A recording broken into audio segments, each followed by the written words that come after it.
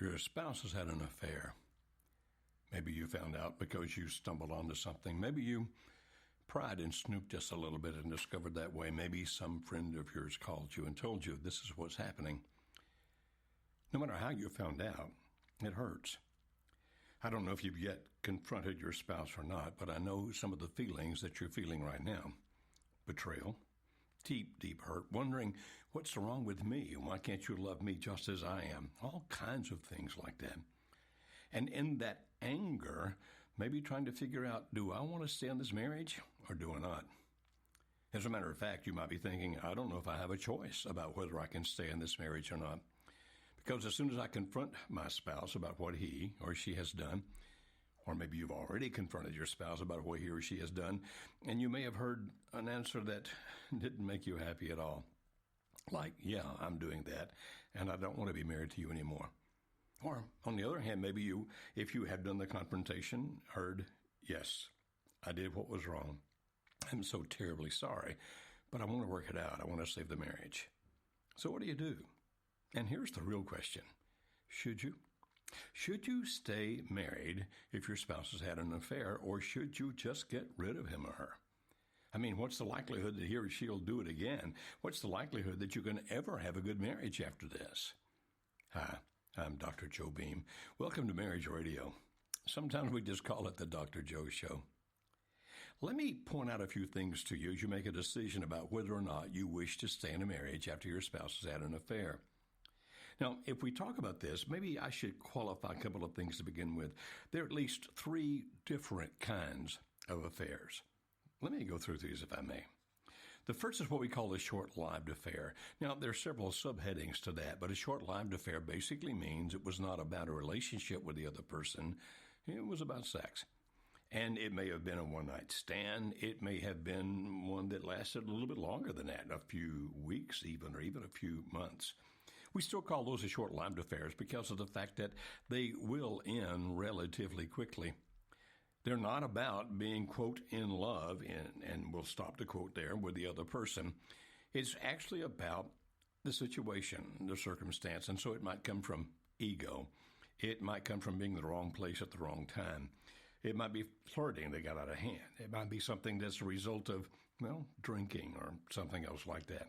Sometimes we even see them occur because of vengeance. You hurt me and I'm going to hurt you. There's a second kind of affair, and that's what we call the allowed affair. And the allowed affair is when a person has permission from his or her spouse, to be involved with someone else sexually. I mean, they used to call it swingers back in the day. Now it's called the lifestyle. Way back when, it was called wife swapping. But it means we have what's called an open marriage, where you can sleep with people and I can sleep with people. You might be thinking, well, why would you even mention that? People who are in those situations don't really care if the other spouse is involved with someone else. That's not necessarily true. They still can feel very badly about it if it becomes more than sexual. In other words, we're having the allowed affairs. You can sleep with other people if you wish, but now my spouse has become emotionally connected to the other person, and it really, really hurts. Then there's a third kind of affair, and that's what we call the relationship affair. Typically, it starts off as a friendship. It does not intend at the outset, most of the time, does not intend at the outset to be sexual. But two people start talking to each other, they start becoming friends, and they start sharing things after a while that actually goes a little bit beyond friendship. Telling their deep dreams about what they wish to do in life, their deeper fears about what they are afraid of in life, the things they're happy with, the things they're not happy with, and they become emotionally closer and closer and closer. Sometimes it doesn't turn physical, and that's typically what people refer to as an emotional affair. Yes, I connected to him or her very strongly. As a matter of fact, thought about being with him or her, but it didn't become sexual. Of course, many times it really does. It does become sexual. And when it does, obviously, now this intense emotion they have for each other has crossed into a realm that's full-fledged adultery. As a matter of fact, you might be thinking, well, I think that an emotional affair is adultery, and you certainly can call it that. I wouldn't argue with that at all. But whichever of the three it was, whichever of those it might be, have you thought about whether or not you really want to stay in the marriage? I mean, I'm assuming that's why you're listening to this, because the title of this is, Why Should I Stay Married After My Spouse's Affair? And you might be thinking, I don't need to. And the answer to that is, you're right. You don't need to.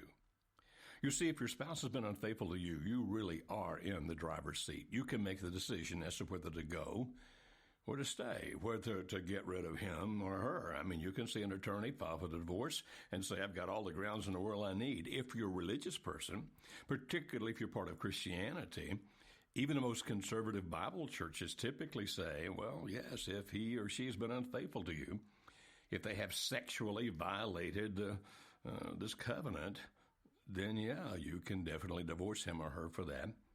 And so probably you can have legal backing, you can have a religious backing, you can have the emotional backing of your friends.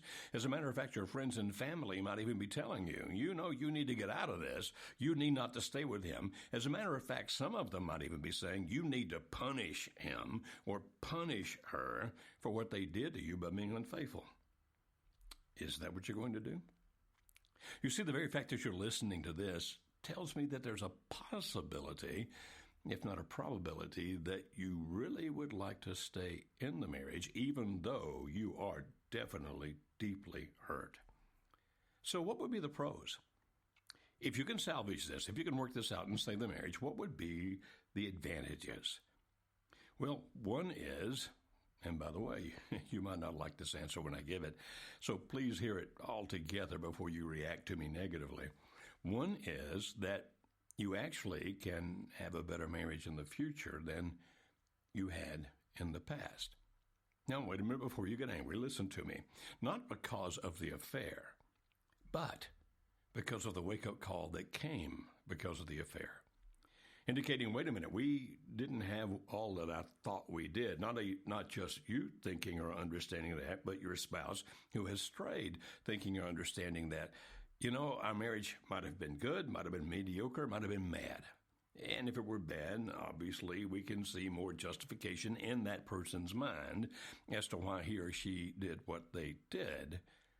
But no matter whether it was bad, mediocre, or good, what we know, and when I say we, I'm talking about those of us who work with marriages, what we know is that if you can get past this, if you can resolve the problems and deal with the issues, as a part of that, you may very well need to look at what was not working as well as it should have beforehand.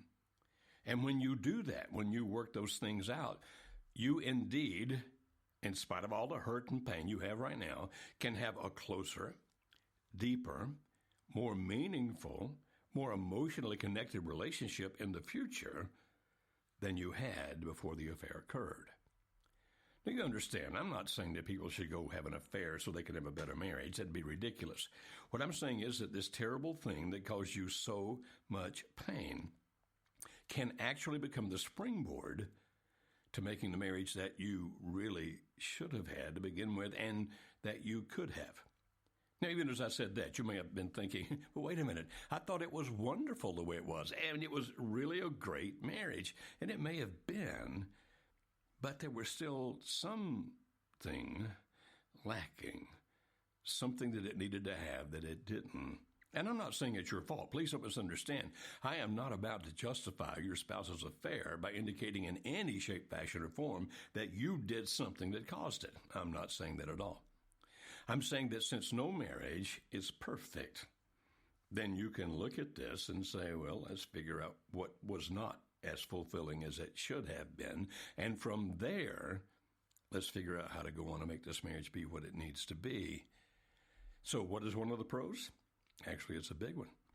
It's that if you two work this out and make this marriage what it's supposed to be, it will be much better in the future than it was in the past. Now, if you're thinking I'm being Pollyannish, no, wait a minute, that doesn't really happen. I can assure you that it does. We have worked with thousands upon thousands of marriages, and even though I don't have them right here in the studio with me where I can put them on the air right now, I could literally bring through here hundreds upon hundreds of couples who could tell you that the affair was one of the most devastating, painful things they'd ever gone through, but because they worked it out, because they solved their problems and made their marriage what it's supposed to be, they really are much happier now than they were before. There's a second reason, and that is if you've been together for a while, and for a while might be 2 years, it might be 25 years. I've even more people where it's been 50 years before the affair occurred. You really want to make the time that you've spent together beforehand be worthwhile. What I mean by that is this. If you decide to go ahead and divorce each other, if because your spouse has been unfaithful, you say, that's it, I'm done, I'm divorcing you, it doesn't negate all those years that you had together, but it does definitely bring the end to them, which means that the things that you could reap in the future from all those years you spent together in the past will not occur. If you're saying, what do you mean by that? I don't understand what you're talking about. Well, think about it this way. Think of all the seeds you planted for life. For example, the things you thought you were going to do when finally you retired. Maybe if you have children, the children you've had together and have raised them so far, whatever their ages might be, whether it's 2, 12, 22, or 32, it doesn't make any difference. That the fact that when you actually get older in life and get nearer the end of life, you were looking forward to having your grandchildren on your knee and spending time with your kids when they were grown in ways that you couldn't when they were very small. And not only that, but all the experiences that you've had together that make you understand each other in all kinds of ways. Why throw all those things away? Why give up all those years? And so if you decide that you want to salvage this, and if both of you do the things that are required, I should say, to salvage this, then yes, you actually can maintain the good that was beginning to be developed in those years and was developed in those years, so that they don't all just go away and become a distant memory, but actually become part of the fabric of your life now and in the future, a life you can share together, so that it's not wasted years in any shape, fashion, or form, but actually, well, I've already used the word, the seeds for the life you'll have together after this. And if indeed you do have children, and I realize not everybody listening to me has a child, but if indeed you do have children, staying together is of great benefit to them no matter what age they are. You see, we at Marriage Helper actually have a division of our nonprofit called whataboutme.org, and whataboutme.org is for kids. And it's for kids of all age groups, helping them deal with the angst, the fear, the anger, the frustrations, even, believe it or not, the guilt they feel when their parents divorce. You say, why would a child feel guilty? Because many times they, in their childish minds, begin to think somehow this is my fault, somehow I did this. And all those other emotions I talked about are real. Now, if you're thinking I'm saying, are you saying that, hey, Joe, that my child's future is ruined and destroyed if we divorce? My answer is no, it's not. A child can be resilient, a child can overcome, but believe it or not, there is still scar tissue, there is still pain that is there.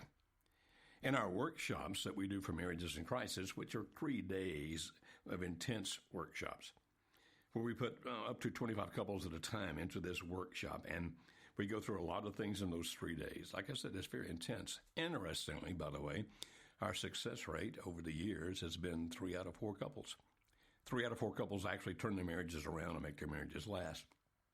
But in that workshop on Saturday afternoon, we ask a question about childhood, and many people answer that question by talking about their own parents' divorce and how it affected them and how it still affects them in various ways to this day.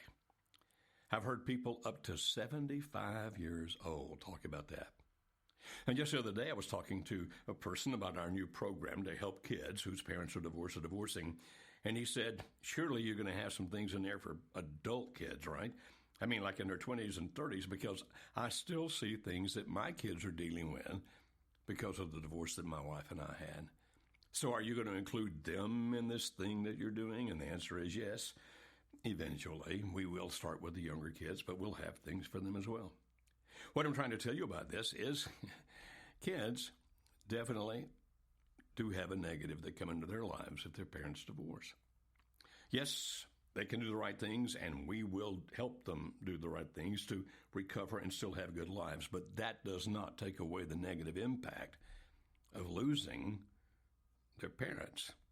Because mom goes here and dad goes there, and sometimes mom remarries and sometimes dad remarries, and all kinds of things come later in life, not just the things that affect the kids when they're smaller, like when they're still living at home, so let's say up through high school, but things that affect them even later in life when they wind up married and they wind up having children, and they've got to decide, whose home do we go to for Thanksgiving? Whose home do we go to for Christmas? How do we even all this out? Oh, and interestingly, if they're even going to stay married themselves.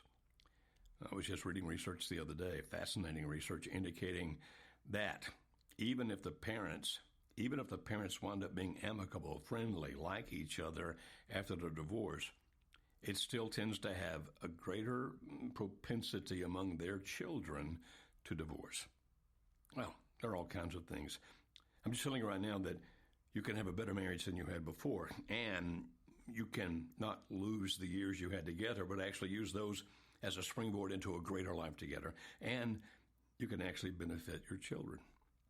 Now, there are many other reasons as well. If you're religious, you can see how it would affect your church, for example. If you are into what happens to society and how everybody around is affected by whatever anybody does, then yeah, there's all kinds of benefits to society there, because people who work out their marriages actually cost less money to the community. Yeah, believe it or not, when people divorce, the community actually loses money in the process. Don't have time to explain all that now, but you can probably Google it and find it. I'm telling you that there's all kinds of negatives that come if you divorce, and so the pros would be offsetting those. Well, I gave you 3, but there are many more than those 3. But now if you're thinking, but wait a minute, are there some cons if we stay married? Yeah, there are. One is you're hurt. I mean, the fact that your spouse has betrayed you, that he or she has been involved with someone else, that's pretty painful. And it's not going to go away immediately. You'll have to work through that pain. As a matter of fact, you'll actually go through a grief process. If you've ever read about the grief process that people go through when they realize that they're dying, you'll go through a very similar grief process. It's a death in a sense, and that is a separation between you and your spouse. And even if you work it out and stay together, that doesn't mean that pain instantly goes away. You'll still go through that grief process, because even if you salvage the marriage, you have lost something that was very important to you. Now, what you need to hear, though, is that pain you're going to have whether you salvage the marriage or not. But I'm just trying to tell you that if you stay together, it's still going to hurt. It doesn't make that go away, just like it's definitely going to hurt if you wind up apart. And if you decide to stay married, one of the negatives are going to be that you'll actually have to learn how to trust him or her again. And he or she will have to go through some actions to prove trustworthiness. In other words, they may have to make available to you for the next year or so their cell phone so you can see who they've talked to, who they've texted. It may be that they have to give you the passwords to some things on their computers. In other words, you will, for a while, and by the way, you can't do this forever. It's very negative if you do. But up to a year, you may need all kinds of proof. I need to know where you were. I need to know what you spent. I need to know who you were with. And those kinds of things can be both tedious to your spouse as he or she tries to prove that they are now trustworthy, but also tedious to you because you'll be sort of expecting the other shoe to drop, thinking, well, maybe this is going to happen again. And you might find yourself overreacting to things that are really relatively innocent. Like, for example, you may see your husband speaking to another woman at church, and the first thing you think is, what's going on? Or you may see your wife being just a little bit flirty with some guy at the restaurant, which is really relatively innocent, but because of what's happened, you'll be thinking, oh my goodness, is she after him? And so, yeah, those things will happen, that learning how to trust again and the fear of it happening again. And also, by the way, if you have family or friends that are really angry at your spouse because he or she did this to you, then many of them are going to be saying, you need to divorce him. You need to divorce her. And if that's your best friend, or if that's your mom or your dad, If it's your brother, your sister, people that really matter to you, then yeah, there can be some pretty negative consequences to you in that they'll be telling you that you're a fool, perhaps, or look at you like you don't have any sense, or maybe even distance themselves from you for a while because they don't like the decision that you made, and may even treat your spouse, if you decide to work this out and save your marriage, in some ways that are kind of negative. So all of those things can happen, and those are the cons. But if you've listened to what I've talked about, can you see that the pros actually far outweigh those cons? So, should you? Now, if you're thinking, wait a minute, I've heard what you said, but this certainly does not answer all my questions, I can understand.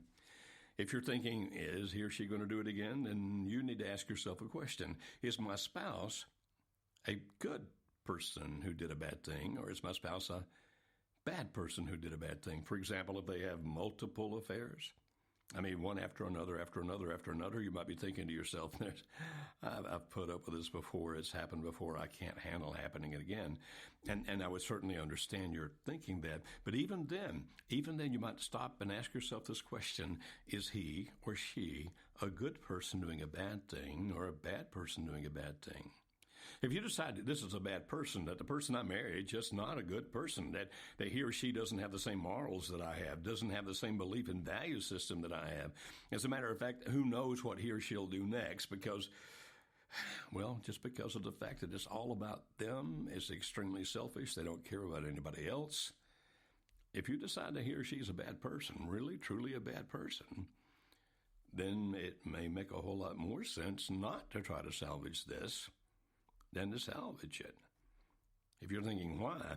Because if they truly are a bad person, and you hear how I'm describing a bad person here, a person that will never, ever, in your estimation, care about what you think or feel, or even what your children will think or feel, but is so self-centered, it's all about him, all about her, and will be forever, then trying to work it out is just going to be a very miserable thing for you. But let me put a caveat to that. If, on the other hand, if your spouse is currently behaving selfishly and currently violating moral standards and beliefs, currently being that quote, end quote, bad person, but you know that that's not who he or she really is, that there's a period of time right now where he or she's acting like that, but you know that deep inside that's not the person that your wife is or that your husband is, then I would suggest you consider him or her a good person doing a bad thing. And if indeed that good person is still in there, if you've seen that person before, if you know that at heart your person, your husband, your wife is good, even though what they're doing now is bad, then maybe, just maybe, they're worth rescuing. And if you fight for this marriage, if you stand for it, you can rescue that good person within, and he or she will eventually come back. Well, another question you need to ask yourself, of course, is, do I love my spouse? I may not love what he or she's doing right now, and there may be days right now when I wonder if I love him or her at all. That's understandable, but deep down inside, did you love him or her up until you discovered the affair? And if indeed you could put your marriage back together, do you feel that you would love him or her again? Well, those are some pretty good reasons to want to make the marriage work. Now, if your spouse is saying, okay, I'm so terribly sorry I did it. I know I hurt you. Let's work this thing out. And you see, or at least believe, that your spouse is a good person who did a bad thing, and you realize that the pros outweigh the cons, then I would strongly urge you to do what it takes to make this marriage work. Even if your best friend, your mom, your dad, your brother, your sister, even if those people are saying, no, you shouldn't do this because he or she has hurt you too badly, let it go, I suggest that you don't listen to them. Why? Because they love you too much. And because they love you as much as they do, their advice is not going to be unprejudiced. It's just not. It's because he or she hurt you, they really want to see him or her hurt and want to see you away from that person that did that pain to you. And so their advice will be pretty prejudiced. But if you love your spouse, If you know that he or she is a good person inside who right now is doing a bad thing, if he or she is saying, I want to save the marriage, I strongly suggest that you do. If you say, how do we do that? Well, we'll be glad to help. If you haven't been to our website, please do. It's Marriage Helper. That's Marriage Help, ER, marriagehelper.com. And you'll see a lot of different articles there to help you understand what happened. You'll see various podcasts that'll help you. We also have what's called a reconciliation toolkit, which is relatively inexpensive. We are a 501c3 nonprofit, and that toolkit is relatively inexpensive, and it actually gives you some things to work through together as husband and wife to go through these things so that you can actually make the reconciliation work. Or if you think there's some other things you really still need to deal with, like I need to understand why my spouse did what he or she did, or maybe my spouse needs to understand why he or she did what they did, then I strongly recommend you check into our 911 workshop for marriages in crisis. You can find out about it on our website, of course, or you can give a call and talk to one of my associates, people that I trust, that I work with every day, by calling 615-472-1161. That's 615-472-1161, and say, I want to talk to somebody about that 3-day intensive workshop to see if we can put our marriage back together. As a matter of fact, if you're hesitant, if you're thinking, maybe I'm going to forgive my spouse, maybe I'll put it back together, and he or she's asking me to do that, then the workshop is something I really urge you to do. Because by the end of that 3-day workshop, you'll pretty well know whether you want to make this thing work or not. And if you do, how to do it. Now, I realize that you may be listening to this and saying, I wish my spouse were wanting to come home. I wish my spouse were wanting to save the marriage, but right now he is head over heels in that new lifestyle. Either meaning that he's out drinking, carousing, or she's out drinking, carousing, doing things they haven't done before. Or that he or she is, quote, head over heels in love, end quote, with another person. I suggest that you go back through our podcast. You can find them on Spreaker.com. You can also find them on MarriageRadio.com. And if you can't find the one you're looking for, you can just contact us directly by emailing frontdesk@marriagehelper.com. That's frontdesk@marriagehelper.com, and say, I'm looking for a podcast on, and this is the word you're looking for. You can look for it on our site. You can look for it in podcasts. It's called Limerence, Limerence, limerence. It's a state of being, quote, madly in love, end quote, with another person. I don't have time to go through that in great detail here. I have done several podcasts on it, and I hope that you listen to some of those where I explain what limerence is. It is this intense emotion where the person feels that they've never had this kind of relationship with anybody else, never felt this way about anybody else, and maybe that's what your husband or wife feels right now toward their affair partner. Without taking time to explain it in detail, because you can find the other podcasts I've done on it or the articles I've done it on our website, marriagehelper.com. And again, you can go to marriageradio.com to look for the Limerence podcast.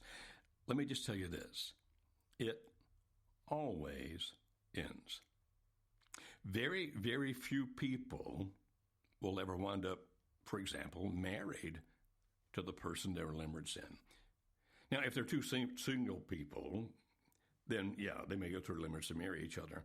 But if I'm married to Alice and wind up in limerence with Sally Sue, even to the point where I want to end my marriage with Alice, I want out of that. I mean, it's over. I'm done. And all those kinds of things, thinking I'm going to wind up marrying Sally Sue, very seldom does that ever occur.